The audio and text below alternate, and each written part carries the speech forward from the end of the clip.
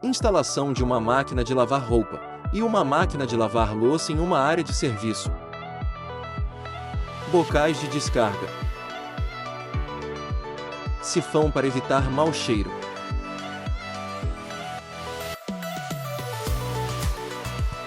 Saídas de água para abastecimento. Tomadas 110 e 220 volts.